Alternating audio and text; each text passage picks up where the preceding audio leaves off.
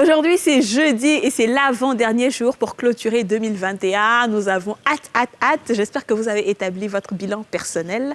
Laissez-moi en commentaire tout ce que 2021 a représenté pour vous. D'accord? En attendant, je vous déploie ce best-of concocté spécialement pour vous.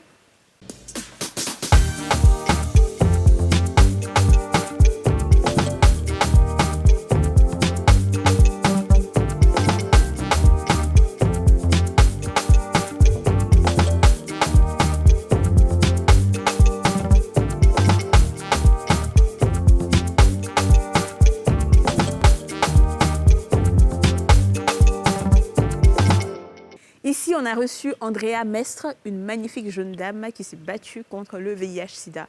Elle nous a partagé son histoire et personne n'est resté indifférent. On la regarde. Sa vie a basculé ce jour-là.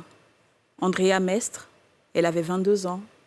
Elle apprend qu'elle est séropositive. Andrea est présente aujourd'hui, 5 ans plus tard, pour nous raconter ses luttes et ses victoires sur sa maladie. Bonjour Andrea. Bonjour Kadi. Tu vas bien? Oui, ça va. Et toi? Ça va très bien. C'est un plaisir de t'avoir aujourd'hui. C'est un plaisir pour moi aussi. Ouais. Tu es une femme forte.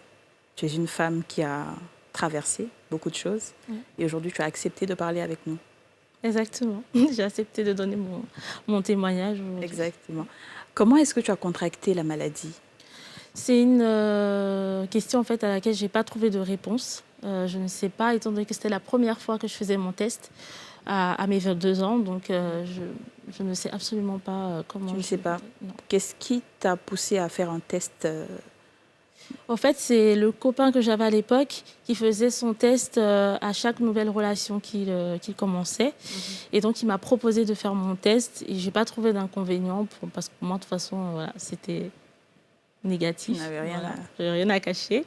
Et donc, voilà, c'est comme ça que j'ai fait mon test. Ouais. Et finalement, le test s'avère être positif. Exactement. Tu as le VIH-Sida. Exactement. Ouais. Le test s'est avéré être positif. J'étais vraiment choquée parce que pour moi, j'étais pas malade, j'avais pas de symptômes. Donc, je m'y attendais pas. Je m'y attendais absolument pas. C'était très difficile. Sur le coup... Qu'est-ce que tu as fait sur le coup? En fait, sur le coup, quand j'ai pris mes résultats, je n'ai pas réalisé. Je me suis dit, bon, ok. Et c'est vraiment quand je suis rentrée à la maison et que j'ai dû voir ma mère et ma sœur, j'ai dû leur dire, en fait, elles m'ont demandé, alors c'est comment? Et là, c'était... voilà. J'ai pleuré, et ma sœur s'est mise à pleurer. J'ai lu la tristesse dans les yeux de ma mère, la peur également. Et là, je me suis dit, Andrea, t'as gâché ta vie. Ouais. Et le petit ami? Et bien lui, il était d'un soutien au début. Il m'a accompagnée à mes rendez-vous médicaux. Il m'a dit « Non, je ne te quitterai pas, t'inquiète pas ». Voilà, c'est ce qu'il m'a dit au début. Et donc, voilà, je me suis un peu accrochée à ça. Mais finalement, il m'a quittée 1 an plus tard. Ouais. Et c'était une rupture très douloureuse parce que j'ai fait une tentative de suicide juste après. Wow. Je me disais, si lui me quitte, c'est fini. Je ne vais plus trouver un autre homme, je ne vais pas avoir d'enfant. Et ce serait vraiment une partie de ma vie pour moi qui me serait enlevée, au fait, à cause de ce virus-là, qui est arrivé, au fait, pour moi, comme par enchantement, quoi. Et ton entourage, tes amis? Eh bien, bonne surprise, mon entourage m'a beaucoup soutenue. Mes amis, elles étaient vraiment dans le soutien. Elles avaient peur également, d'autres ont pleuré, d'autres m'ont consolée, mais elles ne m'ont pas rejetée. Nos relations sont restées pareilles, je dirais, mais elles se sont intensifiées. Mais c'est par contre l'entourage de mon ex, voilà, qui était un petit peu difficile, parce que j'ai lu un message, au fait, dans son téléphone, qui discutait avec une amie, soi-disant, et il lui avait dit que j'étais séropositive, alors que c'était un secret. Ouais. Et cette amie lui disait mais qu'est-ce que tu vas faire avec cette merde, cette chose, elle ne pourra jamais te donner d'enfant, genre tu vas gâcher ta vie, tu préfères la mort à la vie, c'est cette phrase qu'elle a dit. Et lui il lui disait non, ne dis pas ça, t'inquiète pas, genre je vais pas rester avec elle. C'était un peu ça. Ouais, c'était difficile. Ouais, c'était très dur d'entendre ces mots-là. Et après, tu rencontres l'amour. Exactement. J'ai rencontré l'amour quelques jours après que justement mon ex m'ait quittée. Et j'ai rencontré cet homme-là, enfin, comme par hasard, lors d'une soirée. Et je crois que c'était le coup de foudre pour lui. Moi, je m'interdisais déjà les relations. Et le courant est très bien passé. Et donc, on s'est fréquentés pendant, disons, 2 semaines. Et là, il a fallu lui dire la vérité. Voilà, lui annoncer que je suis séropositive. C'était vraiment délicat. Je me disais, est-ce qu'il va me rejeter? Comment ça va se passer? Mais bon, j'ai pris mon courage à 2 mains. J'ai envoyé un SMS. On était dans la même pièce. J'ai dit, voilà, je suis séropositive. Wow. Il s'est retourné, il m'a regardé, il m'a dit, et alors? J'ai dit, quoi? Et alors? Il dit, ouais, je vois pas où est le problème. Que ça peut pas m'empêcher de t'aimer. J'ai dit, il y a un piège quelque part. Ouais. C'est bizarre. Trop beau pour être vrai. Exactement. Mais notre relation, c'est très bien passé. En fait, ça allait très vite. C'était vraiment intense. Le fait que je me sois livrée à lui, en fait. Ça fait T'avais des craintes quand même? Ouais, j'avais des craintes parce que bon, il était jeune. Je me suis dit, bon, quel jeune va s'emmerder, en fait, avec une femme séropositive? Et donc, sa réaction m'a surprise. Mais j'étais quand même méfiante. Je me suis dit, bah, peut-être faut voir parce que l'autre, au début, il avait accepté aussi. Mais finalement, ça s'est très bien passé. 5 mois plus tard, il a fait sa demande en mariage. Wow. On a fait le mariage traditionnel à Abidjan. Et là, je me suis dit, ah bon. C'est sérieux? C'est sérieux, peut-être que vraiment, il m'aime. Et quelques mois plus tard, je suis tombée enceinte. Comment tu es tombée enceinte quand tu es séropositive? Et bah, pour cette première grossesse, on a fait une auto-insémination. D'accord. En toute intimité, au fait. Mais on pouvait concevoir normalement. Mais ça, je ne le savais pas. D'accord. Étant donné que j'étais indétectable, c'est-à-dire que ma charge virale, en fait, le virus il était supprimé dans mon sang. Je ne pourrais plus transmettre le virus à quelqu'un, ni à l'enfant. Et c'est parce que tu t'étais soignée au fur et à Voilà, mesure? ça c'est sous traitement qu'on peut devenir indétectable. D'accord, ok. Et aujourd'hui, tu as combien d'enfants? Aujourd'hui, j'en ai 3. J'ai 3 filles. D'accord. Une de 5 ans, une de 2 ans et une de 7 mois. Wow, c'est magnifique. Et là, tu es blogueuse engagée Exactement. contre le VIH-Sida. Exactement. Je me suis engagée contre le VIH-Sida et toutes les stigmatisations liées à ce virus parce que aujourd'hui, les préjugés ont la vie dure, en fait. On a trouvé un traitement qui permet quand même d'avoir une espérance de vie similaire à celle d'une personne séronégative, de faire des enfants, de voyager, d'être en bonne santé. Mais les préjugés nous gâchent la vie. Exactement. Il était temps, en fait, de prendre la parole pour toutes les personnes séropositives dans le monde et également pour sensibiliser, pour dire aux gens, non, le VIH, il est toujours là. Ce n'est pas pour une catégorie de personnes et ce n'est pas écrit sur le front, la séropositive. Et on peut être super belle en plus. Merci. Et avoir le VIH. Et avoir le VIH. Exactement. Et c'est quoi l'avenir pour Andrea? Mais l'avenir pour Andrea, c'est d'abord qu'aujourd'hui, je suis ambassadrice du Fonds national de lutte contre le VIH-Sida en Côte d'Ivoire. Très bien. Et ambassadrice également d'une entreprise de marketing sociétal qui s'appelle Acadie, en Côte d'Ivoire également. Et j'ai créé un mouvement qui s'appelle le mouvement contre la sérophobie en Afrique, voilà, pour lutter en fait, contre toutes les discriminations. Et ça commence très bien. J'aimerais créer une association plus tard. Tu es très inspirante. Merci. Très inspirante, très forte, très brillante, très pétillante. Merci beaucoup Andrea d'avoir accepté de partager cela avec merci Cathy. On parle de toute autre chose maintenant. On ne peut pas terminer l'année sans parler des enfants quand même. Et on a posé la question aux Ivoiriens. À quel âge il faut parler de sexualité aux enfants? Et les réponses étaient un peu... On regarde.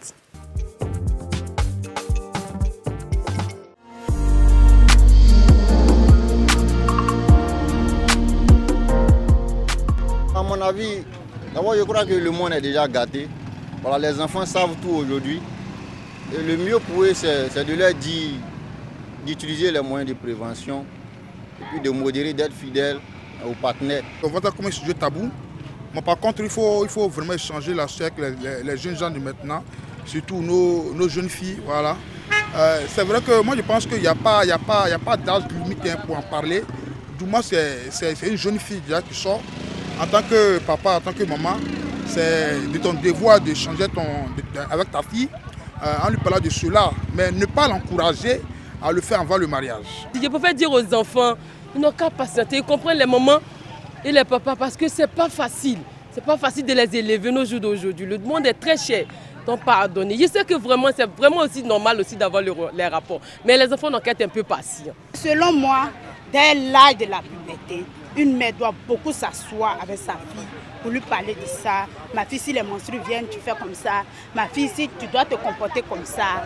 Voilà, selon moi, c'est ça. Tu appelles ton enfant, si elle a vu, tu l'as su de près, si elle a vu ses règles, tu l'appelles à ma fille. Dans la vie, il faut marcher comme ça, parce que la vie a appelé à beaucoup de choses. Donc, tu prends tes proportions pour marcher dans la volonté que moi je te donne. Le sujet devient intéressant maintenant. Alors, développons. Y a-t-il un temps pour parler de sexualité à ses enfants? Je pense que le thème sexualité pêche pas la connotation qu'on a. Parce que quand on entend sexe, d'abord, on a l'impression que c'est apprendre à l'enfant comment faire l'amour. C'est ça. Parce que le premier réflexe, c'est « vous allez les gâter ». Non.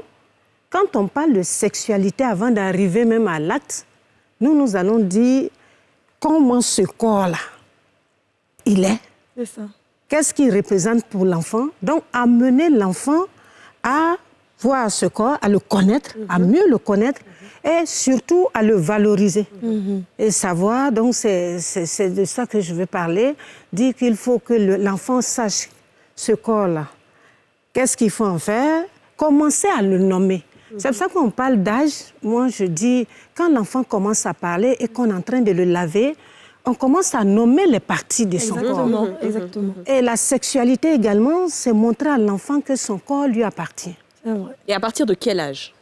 Ben, moi, je dis, quand l'enfant commence à parler 2 ans, quand je le lave, je dis ta tête, ta bouche, donc même de manière, par imprégnation, même quand on est là, on peut dire des mots, mais à partir de 3 ans, quand vous voyez que l'enfant va aller en maternelle, il sera au contact de d'autres enfants ailleurs, ou même des enfants de 3 ans. Quand l'enfant commence à parler, vous voyez que je parle d'abord de son corps, parce que c'est ce corps-là qui va aller à la sexualité, acte sexuel plus tard.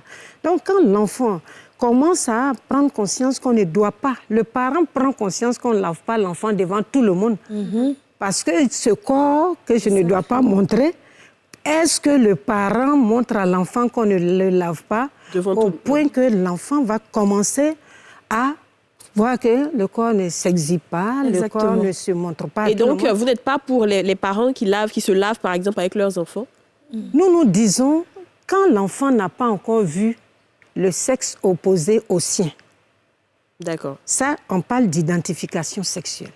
Parce que tant qu'un petit garçon n'a pas vu un sexe de femme, il a l'impression que tout le monde a le même sexe que lui. Exactement. Et c'est pour ça que quand vous remarquez la première fois, la fille va regarder le sexe du garçon et le garçon regarde le sexe de la fille. Et les parents, on a l'impression qu'ils sont gâtés, mais l'enfant se dit, mais pourquoi elle n'est pas comme moi et la fille également? Bien sûr. Et justement, comment parler, je pense que ce sont 2 manières différentes. Comment parler de sexe avec un petit garçon et comment parler de sexe avec une petite fille, puisque ce sont bien évidemment 2 sexes opposés. Oui, c'est 2 sexes opposés, mais la compréhension est la même. On parle à l'enfant que lui, il est comme papa, lui, il est garçon, la fille, elle est comme maman, elle est une fille. Oui. Donc, vous comprendrez qu'ils n'ont pas le même corps, mais quand on est en train de parler, qu'est-ce qu'on veut? On veut que l'enfant s'identifie à un groupe, le genre masculin pour un garçon, le genre féminin. Vous savez pourquoi c'est important? Parce que quand un jour, l'enfant va te dire, « Maman, qu'est-ce qu'il y a dans ton ventre ?» Tu dis, « C'est un bébé. » Il dit, « Comment on fait le bébé ?» Et puis ça vient dans ton ventre. La grande question. C'est la question. On en parlait justement. Tout à l'heure, on en parlait. C'est grave de dire, j'ai mangé, c'est mon ventre. C'est pour ça que quelqu'un l'a dit aussi, comment parler? Il faut être véridique. C'est ça. Et puis, il faut... Non, vous vrai. allez voir comment on adapte à l'âge de l'enfant. Parce que le problème, c'est le comment. L'enfant de 3 ans, 4 ans qui vous pose la question. Puisque vous avez dit que lui, il est un garçon. Vous avez dit que sa sœur est une fille. Ouais. Ce que l'enfant de 3 ans veut savoir, qu'on doit lui dire pour l'apaiser, c'est que c'est papa et maman. Il doit savoir que c'est 2 sexes opposés qui font un enfant. Et tu t'arrêtes là. Et s'il dit comment? Âge. À son âge, là. On est à l'aise. On va dire que ça, c'est des choses. On dit non, il y a quelque chose chez papa, il met chez maman. Quand vous parlez, soyez à l'aise. Oui, c'est ça. Quand vous-même, vous avez l'air gêné qu'un enfant, que papa, tu vois que papa et maman rentrent dans la chambre. Oui. Donc, quand tu seras grand, je vais bien t'expliquer. Oui. Papa et maman, mettre ça là, et puis c'est maman qui fait le bébé. C'est tout. Mais quand on dit tu es gâté, on a l'impression que l'enfant, lui, ne pense pas bêtise. L'enfant est un être curieux. Ben oui, bien sûr. Il pose des questions de manière naturelle. Et vous pensez que chaque... Est-ce que vous pensez qu'il faut en parler de façon aussi explicite à l'école, par exemple, dans les cours d'éducation? On commence maintenant, hein, on commence. Oui. Mais vous savez, la famille est le premier milieu éducatif. De la même façon, vous dites à l'enfant, on ne vole pas. Aujourd'hui, avec tout ce qu'on regarde comme pédophilie et autres, quand l'enfant a des informations, il est outillé. Ne dites pas il est au CP1, il est au CP2. L'enfant est outillé et il peut se défendre. Moi, je suis d'accord et ça s'applaudit. Il peut savoir les gestes inappropriés. C'est vrai. C'est pour ça que quand on est en train de laver l'enfant, on peut lui dire que lui-même, il puisse laver sa partie génitale. Est-ce qu'il y a un vocabulaire, du coup, pour chaque âge? Parce que, est-ce que l'enfant doit lui dire ça, c'est un kiki, ou ça, c'est... On dit ça, c'est... Généralement, les gens... Une tomate. Vous savez, on va aller graduellement. Sinon, on dit non, il faut dire à l'enfant que tel est son nom. Généralement, il faut le dire. Parce que le vocabulaire, l'enfant, quand on dit c'est... Excusez-moi, je le dis, c'est un pénis. Les gens vont s'offusquer. Mais oui, justement. Mais l'enfant va grandir en disant que c'est son toto, son kiki. Ouais, c'est ça. Mais au fur et à mesure, vous maintenant donnez le nom parce qu'arrivé à l'adolescence ou bien à la puberté, oui, il peut comprendre. Vous n'allez plus dire toto, kiki.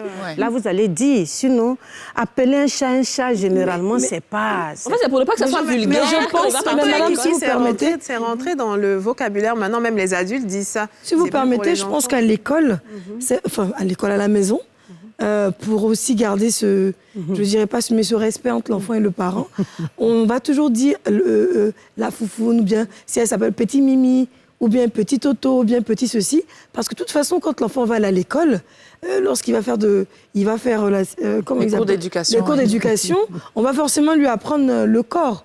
Donc on va lui dire que là, c'est la partie, ce que c'est, et ça représente, et il saura nommer ces choses-là. Mais ce qui est important, c'est que l'enfant sache que l'endroit est un endroit sacré, en fait, et que tout le monde ne doit pas toucher.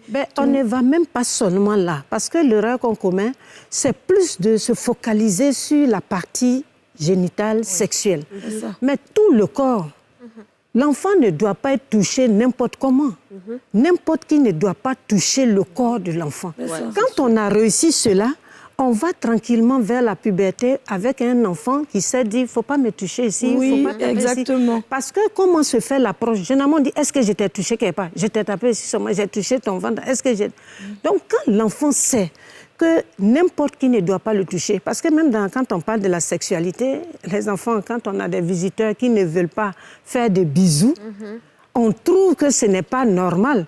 Alors qu'on veut, à travers l'éducation sexuelle, montrer à l'enfant que son corps est privé et qu'il a le droit de dire qu'on ne touche pas, il ne fait pas des bisous n'importe comment. Et moi, je vous rejoins quand j'étais petite. C'est normal, d'ailleurs, pour les bisous. N'importe quel inconnu que l'enfant va rencontrer, il dit, quand je n'ai pas fait des bisous, on dit je suis méchant. Alors, donc, pour être gentil, il doit faire bizarre. Alors, on va d'abord avec la rubrique Convainc. Moi, Adidja va nous convaincre qu'il faut parler de sexualité avec son enfant. Adidja.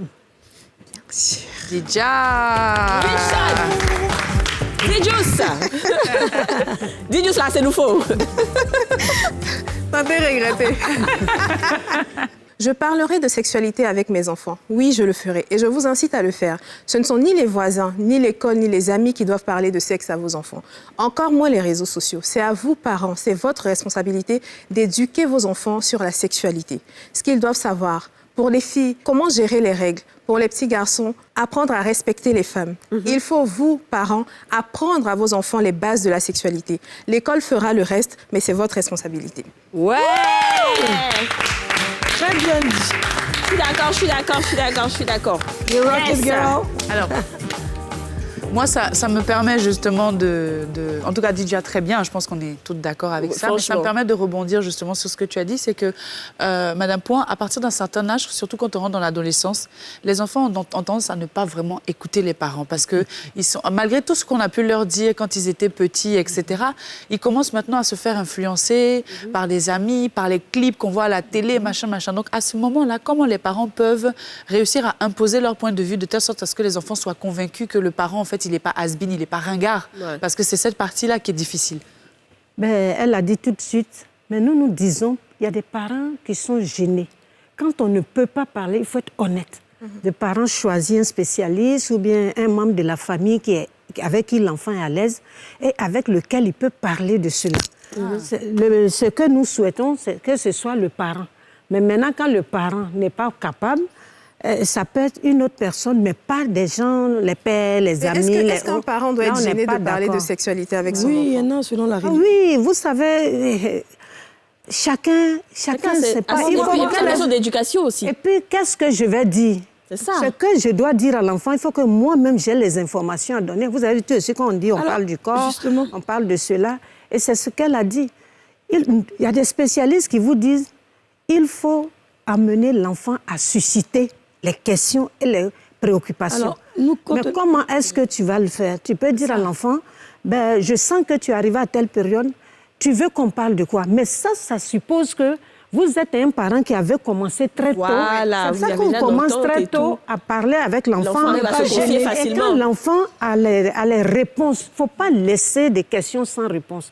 L'enfant vous demande, papa, pourquoi les hommes pissent debout et puis les femmes se mettent s'accroupir pour pisser? Si on est choqué, dès les premières questions d'un enfant, si on dit, qui t'a montré ça? Qui est comme ça?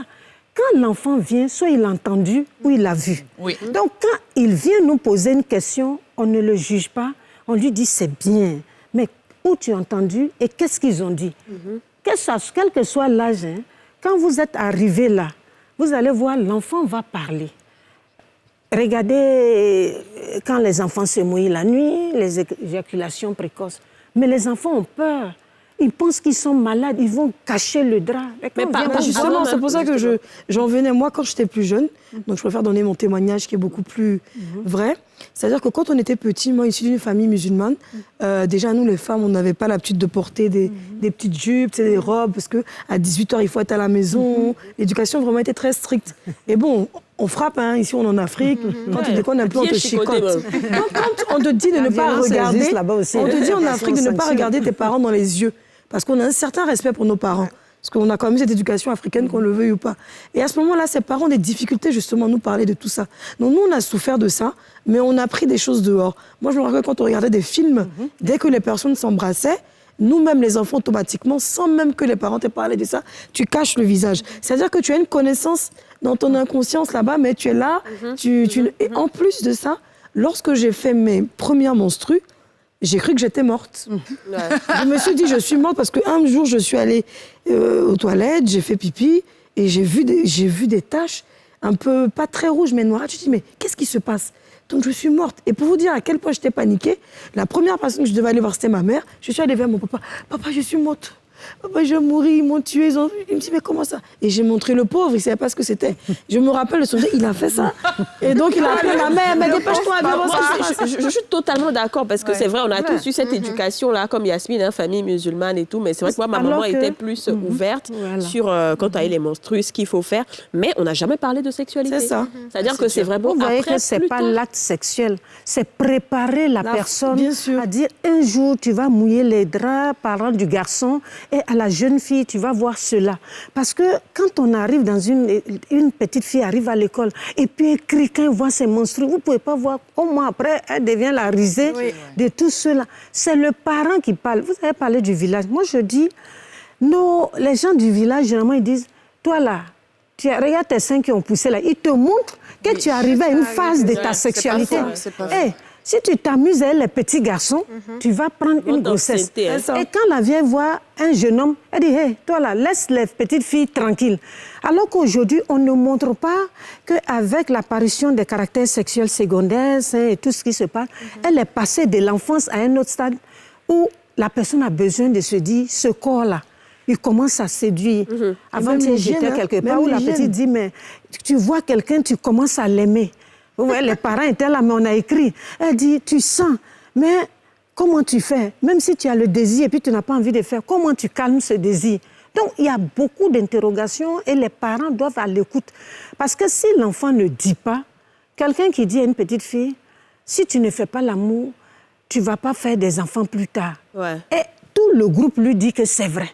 Mais qui n'a pas fait? Quand vous regardez les grossesses en milieu scolaire, je n'ai pas dit que les parents ne parlent pas.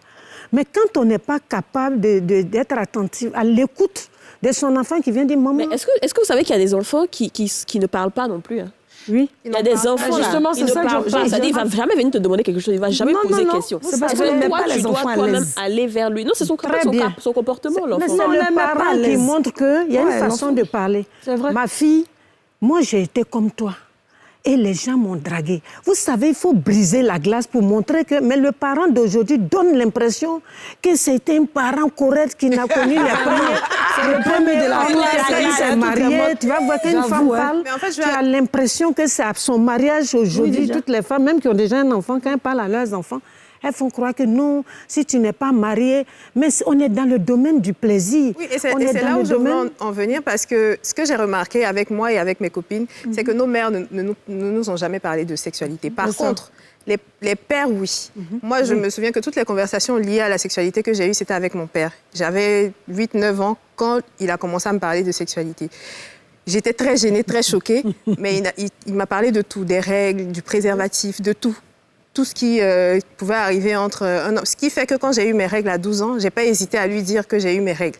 Donc, on a encore approfondi la discussion. Alors que j'estime que ce type de conversation, ça doit être entre une mère et sa fille. Bien sûr. Pub. Vous savez que chez nous, là, il n'y a pas sans tabou. On dit haut et fort ce que vous pensez tout bas. Et aujourd'hui, on va parler des parents qui abusent, des parents qui nous ruinent. Et c'est dans le sans tabou. Tu connais une famille comme ça? Ouais, je parle pas d'une famille même, là, beaucoup. Plusieurs, ouais. Voilà. En fait, qui mettent un peu la pression sur leurs enfants. Ils disent non, voilà, j'ai faim, je ne mange pas, j'ai tel problème. Bon, l'enfant ne travaille pas. C'est ça. Donc, il fait comment pour satisfaire sa maman? Il est obligé d'aller être malhonnête. Ouais, c'est ça. Pour venir nourrir la maman. Quand c'est la femme, vous savez comment c'est qu'elle va faire. Coucher avec les gens, avoir l'argent pour venir. Demain, il y a une mère que je connais, que j'ai connue dans le temps, qui est décédée aujourd'hui. Elle a même été opérée. 3 mois après, elle était obligée d'aller se chercher. D'aller gérer le mouvement pour pouvoir aider sa maman. Et puis sa maman prend. Mais c'est elle-même qui mettait la pression. C'est quoi? C'est dû à quoi? Les parents ne veulent plus travailler ou bien ils sont malades ou bien... Non, bon, tu sais, c'est la vieillesse. Moi, je pense que c'est aussi la cupidité. C'est pas tellement la vieillesse. C'est pas tellement la vieillesse. Mais parce que quand tu as une femme digne... La vieillesse, c'est quoi? La vieillesse de travail. Elle Si, fait plus rien. je suis d'accord, hein, mais il y a des moments, il y a des parents qui sont méchants. Voilà, il y a des parents qui rêvent à travers leurs enfants. Exactement. C'est-à-dire que ce que moi, je n'ai pas pu avoir, il faut que ma fille me donne ça. Et on en connaît Je t'ai plein. mis au monde, c'est pour que tu me nourrisses. Voilà, on en connaît plein. Oui, mais c'est clair, parce qu'il y a des parents, je ne sais pas, c'est impressionnant, quoi. Souvent, tu regardes le vieux ou bien la vieille et tu dis, mais attends, mais c'est eux qui t'ont mis au monde, tu as fait comment? C'est ça. C'est-à-dire, la manière que tu as mis au monde, là, c'est comme ça, tu dois... Je ne sais pas comment on dit, tu dois jouer rôle. C'est-à-dire, si elle a besoin d'un cube magique, qu'elle t'a appelé, que tu n'as pas donné, il y a des parents même qui arrivent même à maudire, à lancer des mauvaises paroles. Tu me demandes d'arriver à un moment où je ne peux plus. Ou bien moi-même, là, j'ai mes réalités. C'est ça. Il y a des parents qui sont carrés dans la tête, mais c'est impressionnant. C'est vrai. Donc, franchement... Surtout avec les filles. Oui, c'est vrai. Avec les filles. Voilà, les garçons, ça, c'est bon quand tu es en famille, la vieille, mais c'est que tu n'as rien. Pas seulement avec les filles, hein. Il y a souvent même avec les hommes. Souvent, tu es là, tu es avec ta femme en tout, et puis maman même débarque. Elle prend son truc du village et tout, et puis elle arrive. Elle arrive chez vous. Dans le foyer, son droit. Elle vient s'asseoir. Parce que tu t'occupes d'une femme. La femme, maintenant, c'est la femme maintenant qui devient la rive. Ouais, c'est ça. Exactement. Tu en connais des cas? Personnellement, je n'ai pas vécu ça. Moi, j'ai reçu une éducation où mes parents me disent... Franchement, si tu as eu ton argent, que tu m'en donnes, tant mieux. Mais je ne m'attends pas après toi. Moi, mon travail que j'ai fait, là, c'est de te donner une éducation, de payer tes études. Merci. Le reste, là, si tu me donnes, tant mieux. Si tu ne me donnes pas aussi, tant pis. Mais ce qui est sûr, que Dieu te bénisse, continue ton chemin. Voilà. Et c'est vrai que les parents, quand ils arrivent à un certain âge, ils n'ont plus la force de faire ce que, comment on appelle, ce qu'on faisait, ce qu'ils faisaient avant. Donc, tu peux leur prêter main forte. Moi, je travaille avec ma mère dans l'immobilier. Je sais qu'elle ne peut plus faire, par exemple, des visites de terrain, etc. Moi, je fais ce travail-là. Et elle, derrière, tu vois, elle me soutient administrativement parlant. Mais c'est une entraide. Mais c'est difficile. C'est pas évident. Tout le monde n'a pas vécu la même chose. Ça aussi, souvent, c'est la pauvreté. Hein. Souvent, c'est la pauvreté, je suis d'accord. Moi, je connais un ami dont les parents sont vraiment démunis. Vraiment, il a beaucoup de problèmes dans la famille. Même des fois, pour manger, c'est très difficile. Ouais. Mais le papa dit que lui, il est fatigué de rester dans la cour Donc, comme son garçon est dans un pays à l'étranger, donc en Europe, en griffe, il doit chercher une maison, au moins 2 chambres salon. Donc, le petit là-bas, il n'a pas papier. Il était obligé de faire des faux coups, envoyer l'argent, faire déménager le papa. Chaque mois, l'enfant doit envoyer l'argent au papa. Quand le petit dit « Ah, papa, il faut prier pour que j'aie mes papiers », il commence à le maudire. Ah bon, non, c'est parce que tu n'as pas envie d'envoyer l'argent qu'il dit ça. Et le pire, souvent, c'est que les frères et les soeurs s'associent au papa pour appeler l'autre là-bas pour l'insulter. Pendant que l'autre a des enfants, ses réalités sont difficiles. C'est dur, hein. C'est pas facile, hein. Et toi, non, personnellement, je ne l'ai jamais vécu comme mon père vivait. Il prenait tout en charge. Aujourd'hui, c'est ma mère qui a pris le relais, prend vraiment tout en charge. Quand je dis tout en charge, bien sûr, hein, tu vis dans une maison avec ta maman, enfin, tu vas pas juste t'asseoir là et puis totalement, tout va être servi, quoi. Donc tu participes. Mais ça n'a jamais été une pression. On dit oui, il faut que tu donnes, c'est la fin du mois, jamais de la vie. Mais et je pense aussi qu'il faut que les jeunes puissent dire la vérité à leurs parents. Toi, même quand... Non, sérieusement, moi, en tant que jeune fille, j'ai peut-être 19 ans, 20 ans. Tu me dis, moi, il faut que moi, je ramène l'argent à la maison. Je suis censée faire quoi pour ramener l'argent à la maison si je vais à l'école, par exemple? J'allais te chercher. Mais c'est ça, il faut te chercher. Mais il y a des mamans qui encouragent. Moi, je te dis que je connais des filles qui, c'est-à-dire la maman, là, elle cherche même médicaments pour donner à sa fille. Qu'elle soit toujours duée pour être avec les gens. Oui. Même quand la fille prend grossesse, je vous assure que même quand la fille prend les grossesses, la maman est là derrière. Mais elle, il ne faut pas t'inquiéter. Tout à l'heure, il parlait d'un truc. C'est vrai, il y a des cas. Tout à l'heure, tu parlais d'un gars, tu parles d'escroquerie, non? Moi, je connais des mamans. Le fils va prendre l'argent, les gens, il escroque, il revient. Tous les jours, elle reçoit convocation, mais elle est dedans. Chaque fois, elle va prendre l'argent de l'enfant. Si l'enfant envoie une voiture, elle est dedans. Mais elle va accuser l'enfant, mais elle est dedans. Normalement, elle doit dire, je ne prends pas. Je ne sais pas d'où ton argent vient. Je ne peux pas même créer. Mais elle va prendre. Elle va pleurer. Faut être un boulot. Je ne justifie pas leur acte, mais il faut aussi prendre en compte les réalités africaines. La réalité est que beaucoup de gens traversent des situations très difficiles et ils n'ont pas d'autre choix. Je ne justifie pas. Je ne suis pas d'accord. Je ne justifie pas. La période difficile que tu traverses, c'est ton enfant qui va te sortir de là à 19 ans. Et puis ton enfant, il profite de quoi? De son corps? Mais est-ce que pour autant, tu vas laisser ton parent mourir de faim? Mais tu n'as pas dit d'aller se prostituer. Tu peux trouver d'autres moyens. Le message derrière, il faut t'occuper de moi. C'est quoi quand un enfant a 19 ans? Une fille de 16 ans, 17 ans, tu vas lui demander quoi si c'est pas possible? Mais souvent, même tu as des problèmes. Toi-même, tu es là. Tu as dit la dernière fois que nous, on peut avoir des difficultés. Pour moi, même tu as des problèmes d'argent. Tu regardes ton répéteur, tu as 500 numéros. Tu ne peux même pas appeler une personne pour demander crédit. Mais tu sais qu'on va te dire non, là, ça va te faire mal. À plus forte raison, comment tu vas aller chercher l'argent du revenu? On n'a pas dit de ne pas entretenir ses parents. C'est pas ce qu'on entend dire. Nous, on est d'accord. Tout à l'heure, même, elles ont dit ici qu'elle a dit qu'elle travaille, que son papa prend même. Elle prend même encore plus. Didier a dit qu'elle est chez ses parents, elle entretient. C'est normal. Nous, on est d'accord, on est africains. Mais on dit. Quand c'est exagéré, au point où l'enfant doit les braquer, voler, se prostituer. Non, là, c'est pas normal. Je suis d'accord avec vous. Je veux juste faire la lucarne pour dire qu'il y a malheureusement des situations que les gens vivent qu'on ne sait pas. C'est dur. Je n'encourage pas du tout le vol. Moi, il n'y a rien. Je n'encourage pas la prostitution. C'est le droit de la maman en cherche, non bien. Non, moi, je pense qu'il n'y a rien qui justifie qu'un parent dise à son enfant il faut m'envoyer l'argent choco, alors qu'il sait qu'il ne travaille pas, il est peut-être mineur, il n'a pas les moyens, il ne peut pas travailler, rien. Ça, c'est pas normal. Ou alors, on va te dire, regarde la fille de X là, elle a donné X à sa maman. Moi, je suis là. Ça, implicitement, tu dis quoi à la fille? Ça, c'est clair, c'est la cupidité, c'est la vanité même. Je me souviens tu es en Europe, là, et puis tu n'envoies rien. Alors que la fille de Ramata, elle vient de construire une maison pour elle. Toi, depuis, tu n'envoies pas l'argent. On est là, on souffre. C'est quel enfant j'ai mis au monde, Dieu m'a maudit. Elle, ça va faire une scène que l'enfant même là. Alors que les parents, je suis aussi d'accord. Par exemple, quand j'ai un nouveau téléphone, j'ai de nouvelles affaires. À mon vieil âge, là, ma mère me pose des questions. Ça, c'est ça sort d'où? Bah oui. Mais moi, je te dis que moi, mon papa, là, quand je travaillais pas, là, quand j'envoie l'argent, il me dit, il prend pas.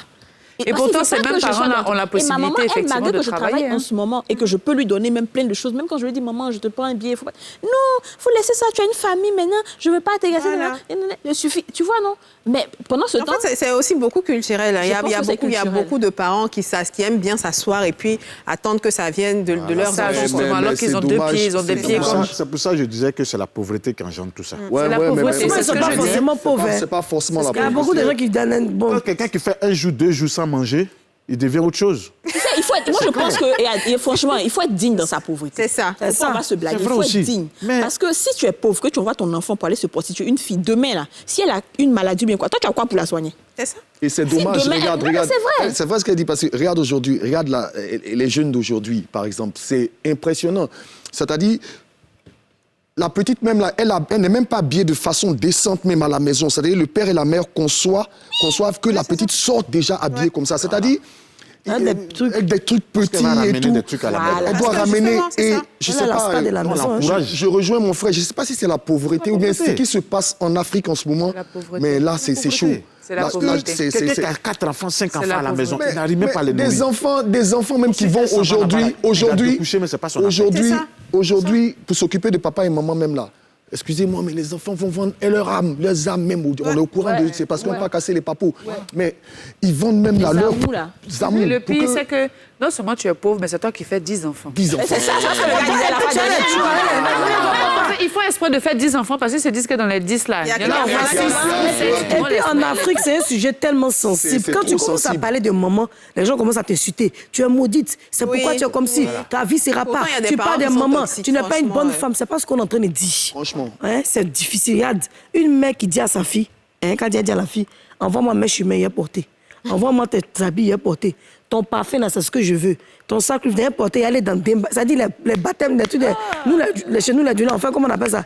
Faites des djoulas, la baptême, là. On aller dans le baptême pour aller travailler l'argent. Mais non, sinon, maman, elle a femme. Vraiment. Il faut être en nous bolo. Vous ne partez pas, beaucoup de choses seront dites tout juste après cette pub. Maintenant, souvent, on nous dit d'être gentil. Faut faire partie de ton parent subengué. Faut faire partie de ton parent subengué. C'est pas tous les jours que quand ton parent va, il est reconnaissant. Hein? On regarde cet extrait. Moi, il y a tellement d'histoires, mais une seule quand même, une seule histoire déjà qui m'a beaucoup marquée. Alors, une amie que je considérais comme une sœur, on va dire. Voilà. Alors, elle était là. Ah non, Jenny, vraiment, fais tout. Je veux venir, je veux partir en Europe. Je dis, pas de problème. Et logiquement, vous savez un peu comment ça se passe avant. Alors on se dit non, soit quand tu es tellement gentil, quand tu es tellement bien, soit je te donne mon passeport, voilà, ou alors bon, il n'y a pas de problème, même si je ne donne pas mon passeport, je t'aide à avoir le visa et par le biais des, vous savez, des relations et tout. Alors on aide et sans problème, elle est venue et elle vient. Yako. C'est pas évident. Elle vient, c'est-à-dire que je m'abandonne totalement.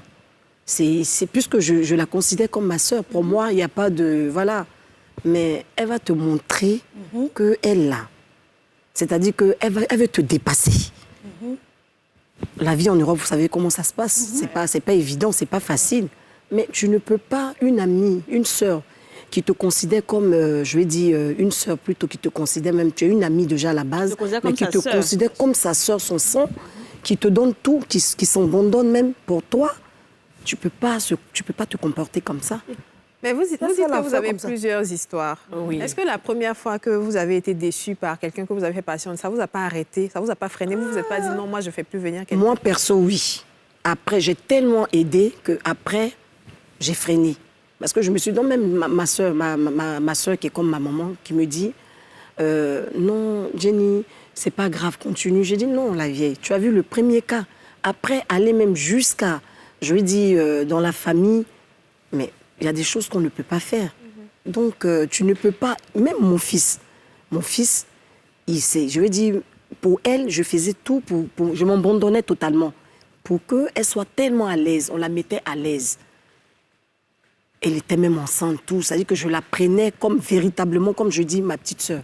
Mais une personne comme ça, après, tu veux, comme on dit en Côte d'Ivoire ici, tu veux monter même sur ma tête. Ouais.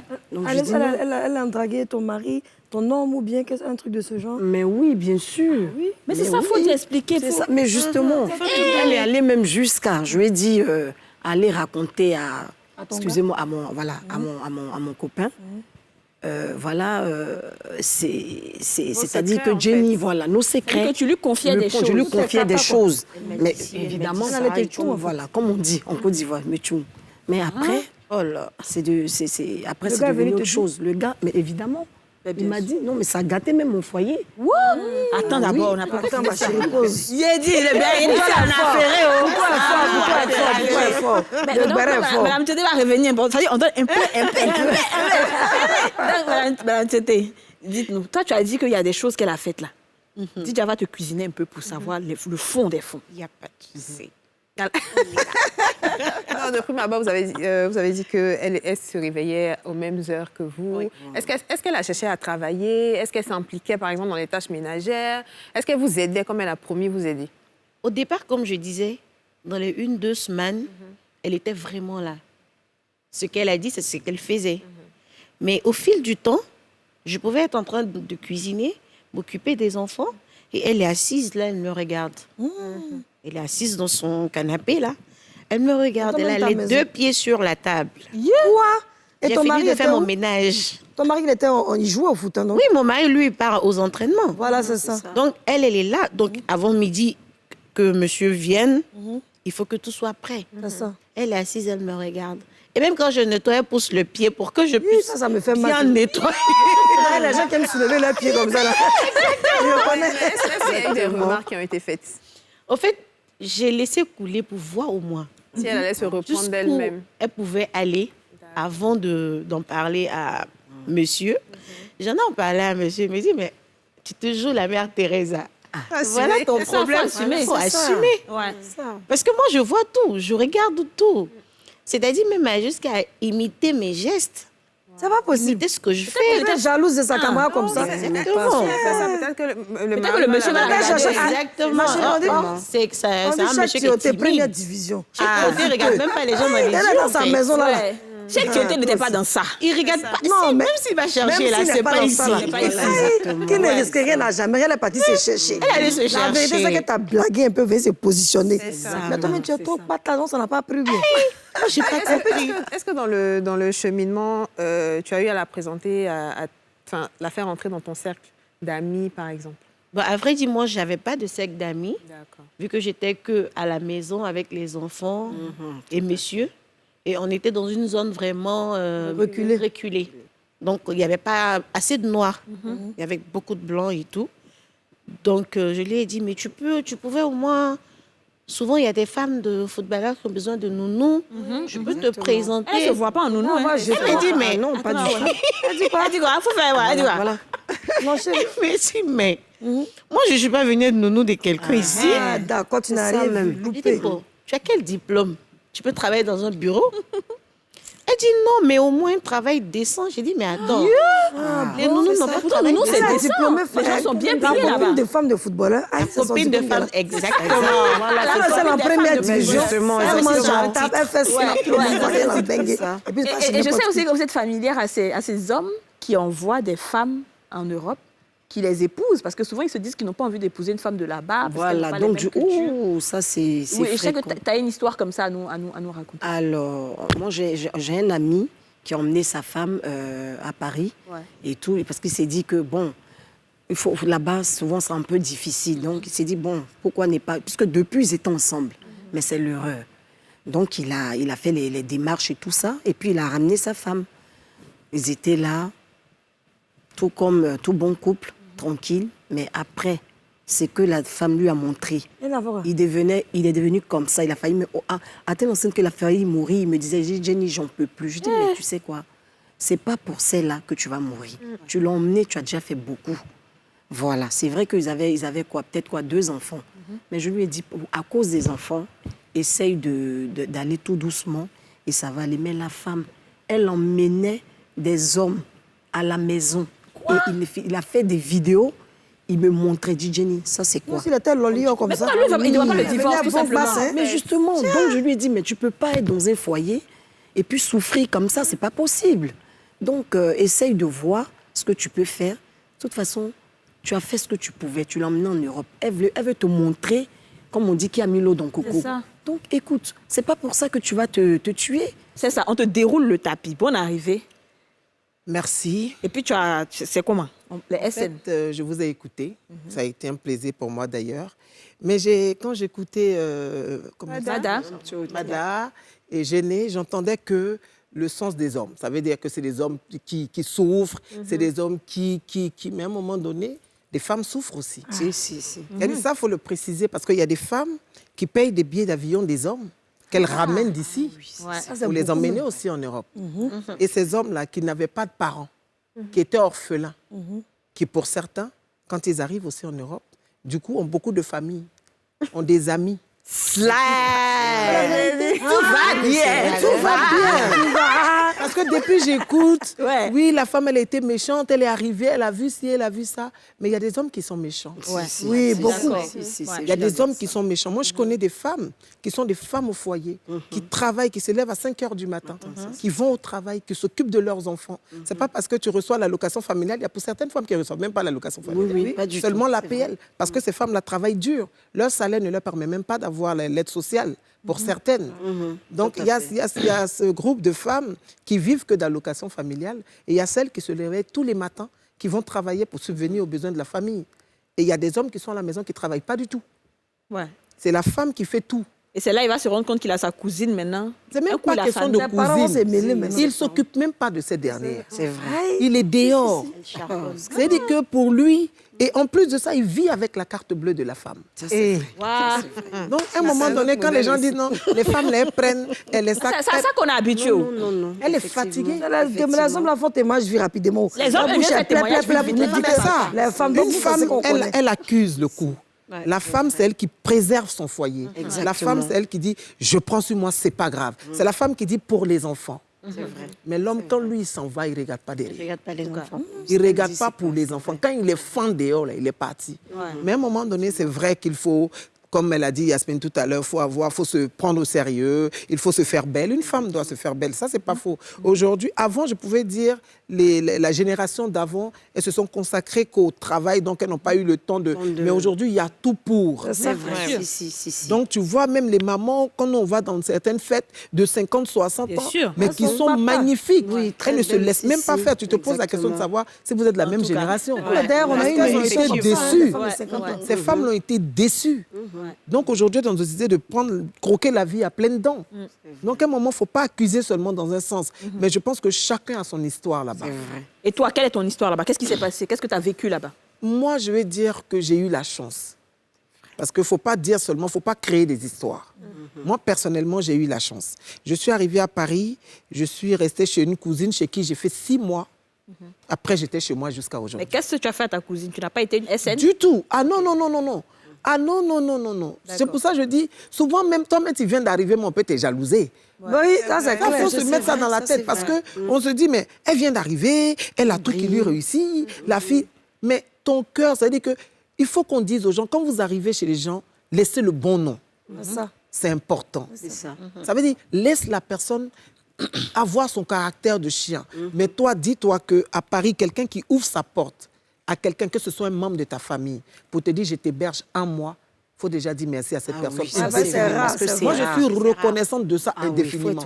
Parce qu'aujourd'hui, les gens viennent chez les uns, ils habitent chez toi, tu les héberges, tu leur donnes à manger. Et c'est eux qui s'en vont chez tes amis, chez les voisins d'à côté, pour raconter tout ce qu'il y a chez toi.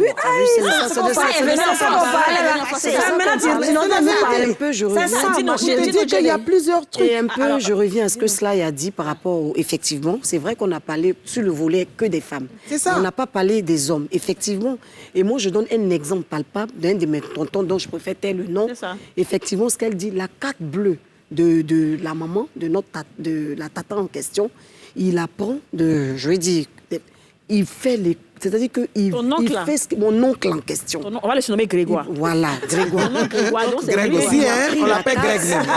Mais il fait, c'est-à-dire qu'il dévalise, il bat, merci, comme on dit, batarise la carte. Et même moi-même, j'étais déjà victime sur mon compte de la poste. J'ai appelé la vie en Angleterre, je me suis plaint. Et après, elle m'a dit, non, laisse tomber, pourquoi elle est désespérée, mais quand elle se passe? Mais la tante, elle va faire, comme cela, il a dit. Pas question de désespoir. Mais elle est là, comme c'est son mari, donc du coup, elle est là, elle accepte tout. Amen alors, amen. Elle accepte tout. Et le monsieur, il fait du n'importe quoi avec ça. Il a dit, Sly, toi-même, tu sais. Effectivement, ce que Sly a dit, elle se réveille à 4 heures du matin. C'est incroyable. Non, ceux qui sont en bengue, nous, on peut reconnaître. Mais quand tu es en bengue, là, tu penses que c'est quand tu vas venir à Abidjan, tu vas tomber sur un gars qui est un peu joué, et puis il va partir, toi. La plupart aussi font aussi des faux calculs. C'est vrai. C'est-à-dire qu'il y a des gars là-bas, c'est vrai qu'ils ne sont pas corrects. On se connaît entre nous. Mais il y a d'autres aussi qui sont bien, qui ne sont pas forcément dans le milieu ivoirien. Ils sont aussi ailleurs, quelque part, dans une ville éloignée, bien quelque part en banlieue. À Pépette, le soir, le gars travaille matin, midi, soir. Il se cherche, il nourrit bien sa famille. Mais chacun a son bonheur dans Bengue, comme il le veut. Mais nous-mêmes là, moi-même, j'étais dedans. On dit non, c'est Abidjan. c'est Abidjan venir chez les vrais gars. Mais ceux qui sont là-bas, ils durcissent trop. Ils n'ont pas assez de force. Et la plupart des femmes qui viennent là, non, toi, tu n'as pas de compte, tu n'es pas dedans. Tu comprends, non? Non, je parle de la philosophie, voilà, de la manière de penser. Et puis elles viennent à Abidjan, elles commencent à t'aimer. Et puis quand elles t'aiment, là, elles vont dans ta famille comme si c'est elle l'homme. Elles se présentent aux parents, tous les jeunes envoient cadeau à la maman, elle envoie cadeau aux soeurs. Mais c'est pas mauvais en soi. Non, c'est pas mauvais, mais quand tu montes déjà, c'est au côté de Dieu. Est-ce que vous pensez que c'est pas peut-être là-bas? Est-ce que vous pensez qu'on a une manière de vivre ici qui est différente de là-bas, qui fait que quand une personne est peut-être gentille ou bien quand dès qu'elle arrive là-bas, elle change? Qu'est-ce qui, à votre avis, non, ça sent mauvais. Mais c'est pas, moi, je suis désolée, ça dépend. C'est pas tout le monde qui change. Oui. Moi, je suis restée pareil. Ça sent mauvais. C'est pas parce que quelqu'un va quelque part que forcément sa mentalité change. Non. C'est après, c'est ton comportement qui ressort. Ouais. C'est le vrai Sinon, comportement. la nature ne peut pas changer quelqu'un qui arrive dans un pays ou dans une ville. Maintenant, je vais parler de ce que Yasmine disait tout à l'heure, que les femmes peuvent chercher là-bas. Pourquoi venir ici? Yasmine, pourquoi tu ne crois pas au destin? Tu peux tourner là-bas aussi avec un homme, faire 50 ans, c'est pas ton mari se retrouve. Oui, je suis d'accord. Oui, mais la plupart des hommes que tu viens... C'est comme je dis là. Ce que tu dis, ça, c'est vrai. Moi-même... Parce que c'est pas toutes les femmes qui viennent ici pour chercher. Moi-même, j'étais là-bas, et puis je suis venue à Abidjan, puis j'ai trouvé mon mari. Tu comprends, je suis venue, on est ensemble, ça fait combien d'années? C'est pas de ça. Je veux dire qu'il y a des gens dans leur tête, là. Quand ta copine quitte Abidjan, puis elle vient, elle dit non, moi, mon petit gars de poids, là, non, le gars, il est fort. Abidjan, moi, là, c'est vrai, j'ai entendu ça. Ça, c'est des vacances. Mais c'est celle-là, en général, bébé. C'est celle-là, en général. Au lieu de se rassurer que c'est ton gars et qu'il a vraiment envie de faire du sérieux avec toi. Mais c'est parce que tu sens qu'il a envie de faire du sérieux. Elles veulent te montrer. Souvent, ça devient concurrence qui va faire partie de son temps en premier. Tu te rassures comment? Mais c'est parce qu'on se rassure au fil des années. Oui. On se rassure au fil des mois. Exactement. Parce que moi, je connais des personnes qui ont leur mari, même qui sont ici, qui n'ont même pas envie d'aller en Europe. En tout cas. La femme, ils ont posé des choses, ils ont posé des bases, ils font leurs affaires ici, le mari reste là, la femme est là-bas parce que les enfants sont là-bas. Donc, je suis encore en train de te dire que c'est au cas par cas. Oui, mais justement, c'est bon, Yasmine, on va fermer la fenêtre. Dis-nous, Mada, est-ce que toi, par exemple, ta copine qui t'a pourri la vie, comment est-ce que tu t'es débarrassée d'elle finalement? Et au fait, je ne me suis pas débarrassée d'elle facilement. J'ai dû lui trouver un boulot. Seigneur. Tu es gentil. En fait, c'est ça. Dieu te bénisse. En fait, c'est ça. C'est ma douceur. Et moi, je suis très patiente. C'est ça. Très patiente. Chacune a son histoire. Elle est assise. Et puis, je fais, de la manière dont elle se comporte. Elle a continué comme ça sur 2 mois. Et après, je lui ai dit, tu sais quoi? J'ai trouvé un boulot pour toi. Voilà. Dans une autre ville. L'éloigner un peu. Voilà. Et quand elle est partie, c'est pas le boulot qu'elle voulait. C'était quoi elle voulait? Nounou, là. C'est ça qu'elle va aller faire. Elle savait pas que c'était un nounou. Effectivement. Bien fait. Mais nounou, c'est quoi qui est mauvais? Moi, je sais pas pourquoi les gens ne font pas grâce. Là, j'ai été nounou. C'est très bien. C'est très bien.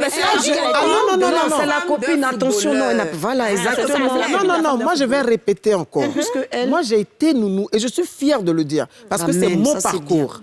Quand moi, je suis arrivée à Paris, je n'avais pas les papiers tout de suite. Donc, tout de suite, on te dit, voici le boulot qui s'offre à toi. Et tiens-toi bien. Même ceux qui travaillaient à l'administration n'avaient pas le salaire. Oui, c'est vrai. En tant que nounou.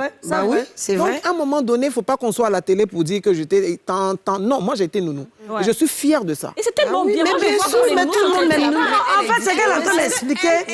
Elle voulait pas. Non, c'est pas dans ce sens. Non, c'est pour dire à la copine que. C'est-à-dire que Sly, tu es chanteuse, tu vis à Paris. Nous tous, on voit tes TikTok, on sait que tu as une jolie maison. Tes enfants sont beaux. Ta vie est belle. 1, 2, 3, tu es dans l'avion. Genre, moi, je suis ta camarade. Je suis un peu ta camarade, un peu européen, un peu camarade d'une manière. Et puis maintenant, je te blague, tu dis, bon, tu vas me faire partie. Quand j'arrive là, il rentre chez toi, il voit tout. Au début, je suis gentil à toi. Je me comporte bien. Quand tu vas, je m'occupe des enfants. Il vient. Mais c'est ce qu'elle est en train de dire. Je prépare. Et puis un jour, tu es en train de balayer, toi, Slyle. Tu es en train de balayer, et puis il soulève mon pied, quoi. Et puis tu balayes en bas de mon pied. J'ai envie de balayer. Ce n'est pas de brûler le balai dans ta main. Je te donne le balai. Merci d'avoir été avec nous pour ce best-of. Aujourd'hui, comme je l'ai dit, c'est l'avant-dernier jour de la semaine, de l'année, mais c'est aussi l'avant-dernier jour des best-of. On se retrouve demain pour le dernier best-of de l'année 2021. Bisous, je vous embrasse.